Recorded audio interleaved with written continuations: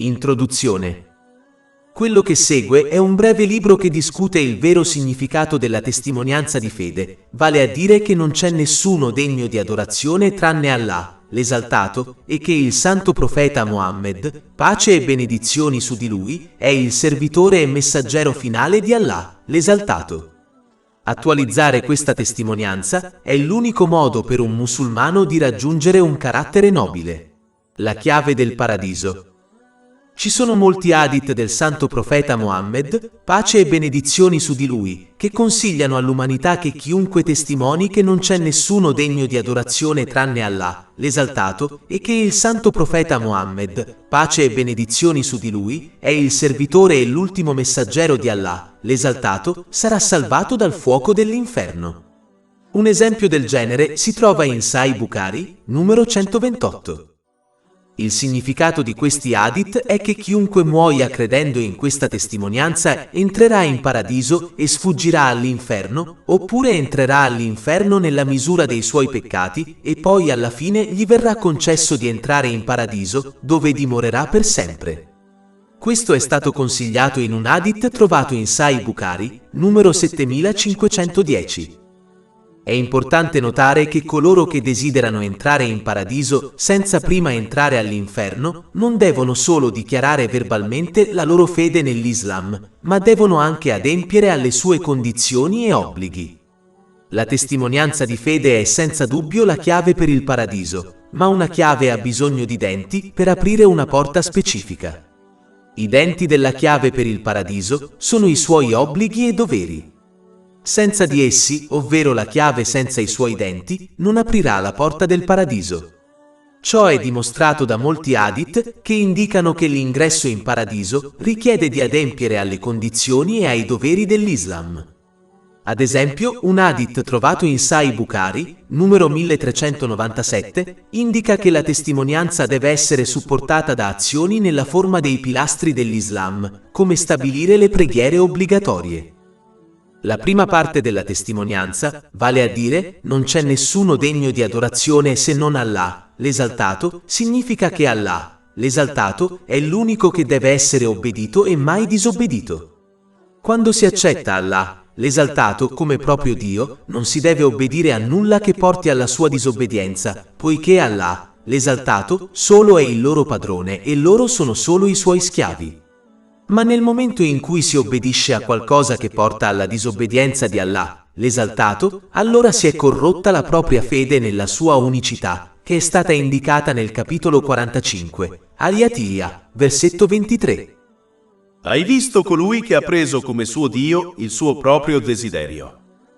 Il Sacro Corano ha avvertito i musulmani che chiunque commetta peccati sta in realtà adorando il diavolo, poiché gli hanno obbedito, piuttosto che obbedire ad Allah, l'esaltato. Capitolo 36 Yasin, versetto 60.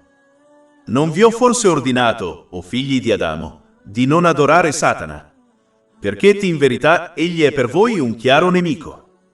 I musulmani che rifiutano i loro desideri, i desideri degli altri e i comandi del diavolo e invece obbediscono solo ad Allah, l'esaltato, hanno veramente preso Allah, l'esaltato, come loro Dio. A questi musulmani è stata concessa la protezione di Allah, l'esaltato, in entrambi i mondi. Questi musulmani hanno praticamente attualizzato la testimonianza dell'Islam, poiché hanno sostenuto la loro affermazione verbale e interna con azioni sincere secondo le tradizioni del santo profeta Muhammad, pace e benedizioni su di lui.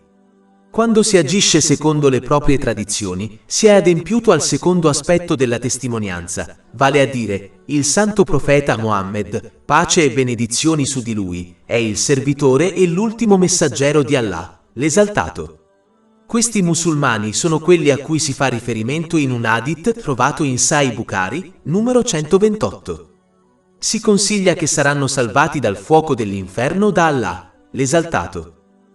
La persona che dichiara l'Islam con la lingua e lo accetta interiormente è senza dubbio un musulmano, ma la sua vera e sincera fede nell'unicità di Allah, l'eccelso, diminuisce in base ai suoi peccati.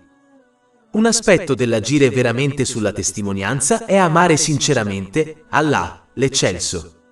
Infatti, il santo profeta Mohammed, pace e benedizioni su di lui, lo ha indicato in un hadith trovato in Sunan Abu Dawud, numero 4681. Consiglia che questo è un aspetto del perfezionamento della propria fede. Questo è quando si ama ciò che Allah, l'Eccelso, ama e si odia ciò che lui odia. Poiché questa era la caratteristica del santo profeta Mohammed, pace e benedizioni su di lui, secondo un hadith trovato in Sunan Ibn Majah, numero 2333, ai musulmani è stato comandato di seguirlo. Capitolo 3 Ale Imran, versetto 31. Di, o Mohammed, che se ami Allah, allora seguimi, così Allah ti amerà e ti perdonerà i tuoi peccati. È chiaro dagli insegnamenti islamici che amare ciò che Allah, l'esaltato, odia e non amare ciò che Allah, l'esaltato, ama è una chiara indicazione che una persona segue i propri desideri e gli obbedisce anziché Allah, l'esaltato. Questo atteggiamento riduce la propria fede nell'unicità di Allah, l'esaltato. Il seguente versetto chiarisce che adottare questa mentalità è una deviazione dalla vera fede nella testimonianza dell'Islam. Capitolo 9. At-Toba, versetto 24. Di, con Mohammed, se i tuoi padri, i tuoi figli, i tuoi fratelli, le tue mogli, i tuoi parenti, la ricchezza che hai ottenuto, il commercio di cui temi il declino e le dimore di cui sei compiaciuto sono più amati da te di Allah e del suo messaggero e di chi lotta per la sua causa, allora aspetta finché Allah non esegue il suo comando. E Allah non guida le persone che si dimostrano disobbedienti. Colui che adora Allah, l'Eccelso, secondo i propri desideri, lo adora al limite. Ciò significa che quando affrontano momenti di facilità, si compiacciono, ma quando incontrano difficoltà, si allontanano dalla sua obbedienza con rabbia. Capitolo 22, Al-Lei, versetto 11. E tra le persone c'è colui che adora Allah su un filo. Se è toccato dal bene, ne è rassicurato, ma se è colpito dalla prova, si volta a faccia in giù verso l'incredulità. Ha perso questo mondo e l'aldilà. Questa è la perdita manifesta. Un hadith trovato in Sahih Bukhari, numero 6502, informa i musulmani su come credere correttamente e agire sulla testimonianza della fede, che impedisce di essere danneggiati dal fuoco dell'inferno nell'altro mondo.